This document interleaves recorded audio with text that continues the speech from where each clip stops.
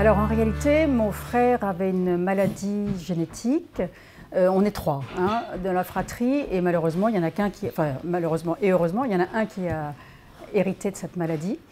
Et je veux toujours dire à mon frère, si un jour tu as besoin d'un rein, j'en ai deux, je t'en donne un. Donc après, on a quand même été trois sur potentiellement donneurs et ben, on s'est un peu disputé quoi, parce qu'on voulait tous y aller.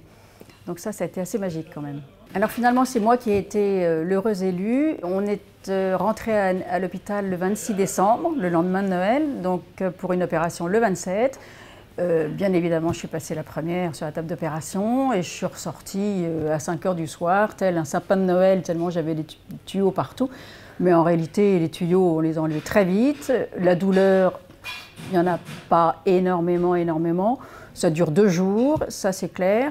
Et puis, ce qu'il y a de magique avec la douleur, quelque part, c'est qu'on l'oublie. Donc, c'est quelque chose de...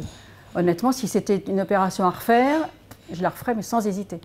L'accompagnement médical de la part des hospitaliers, je n'ai pas trouvé que j'étais très entourée. Je n'ai pas trouvé de soutien. Alors, peut-être que je n'avais pas forcément besoin de soutien, parce que je me sentais vraiment bien dans l'aventure.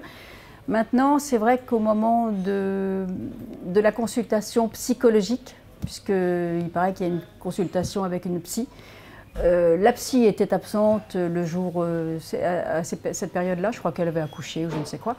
Et on m'a tout de suite dit « Oh, bah, vous n'en avez pas besoin, vous avez l'air d'avoir un caractère assez fort. » Et voilà. J'ai trouvé ça pas terrible et je pense que j'aurais bien aimé rencontrer une psy à ce moment-là. En ce qui concerne mon état de santé, il est absolument excellent. Je ne me rends compte de rien. Je n'ai vraiment pas l'impression d'avoir un rein en moins. J'ai une cicatrice formidable qui fait le pendant avec l'appendicite, donc tout va bien. C'est une aventure humaine intéressante, fabuleuse. Je suis enchantée d'y avoir été, d'avoir participé à cette aventure. Ça enrichit, ça n'a absolument changé aucunement nos relations avec mon frère parce qu'on s'entendait déjà tellement bien qu'aujourd'hui c'est pareil. Bon, si j'avais un message à délivrer auprès des gens qui sont en train de se poser des questions, de savoir est-ce que je donne pas, ou en tout cas qui sont dans le processus des investigations médicales, parcours qui dure quand même 6 mois, je leur dirais surtout n'ayez crainte de rien, tout va bien se passer, ça ne fait pas mal.